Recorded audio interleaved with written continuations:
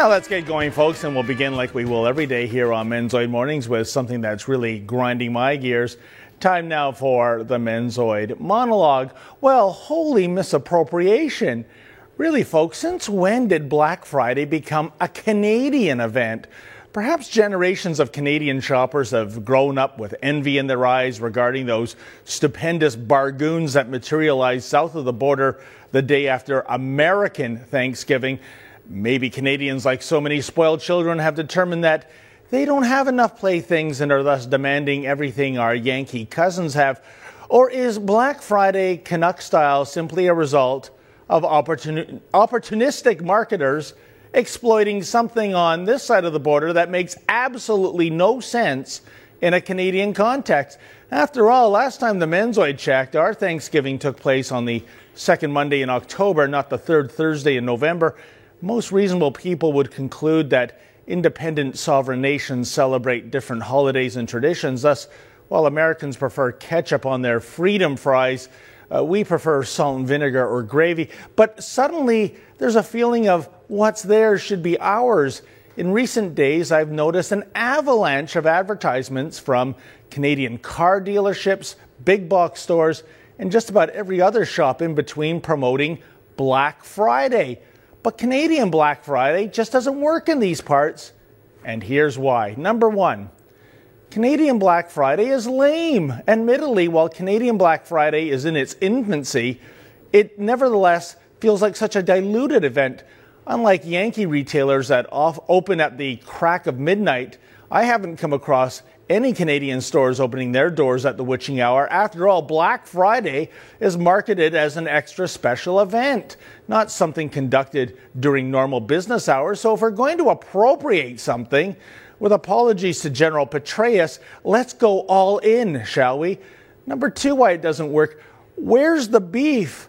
I say a Black Friday sale isn't truly a Black Friday sale unless there's some mayhem thrown in. For instance, it's a time-honored tradition in the U.S. that the poor soul who has to open those big glass doors at Target is going to have to make like one of those dudes taking part in the running of the bulls in Pamplona, Spain, lest he or she becomes the target of a horde of belligerent bargain hunters who, like so many starving swine, are making a beeline to the feeding trough, a.k.a. home electronics. Hey, Margot might get crushed by the cargo, you say.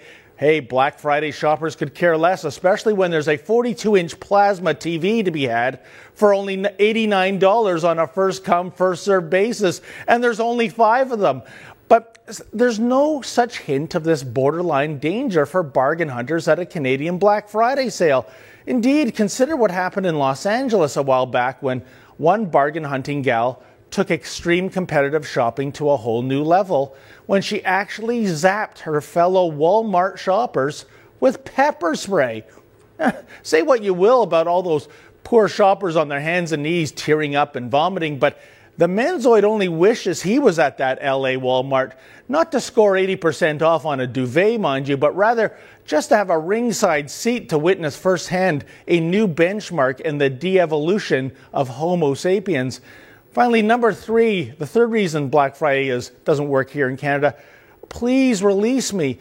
You know, there's a fundamental reason why Black Friday mayhem is actually required as a post-Thanksgiving Day tonic.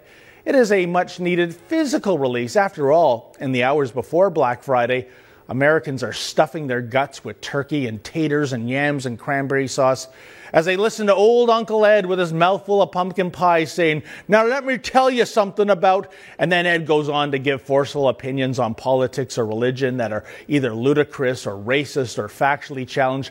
And if you dare correct Uncle Ed, assuming you can get a word in edgewise, he gets really personal and starts questioning your sexual orientation. Hey, before long, everyone at the table is shouting, and Auntie M is weeping, and the awkward, quiet girl is screaming, "I always knew you hated me, Mummy." Look, the point is, after being cooped up with relatives that you really can't stand to be around for 10 minutes, you really need some form of physical release. You see, the humanitarian organization that is the National Football League understands this, which is why the NFL televises 3 games back to back on Thanksgiving Day.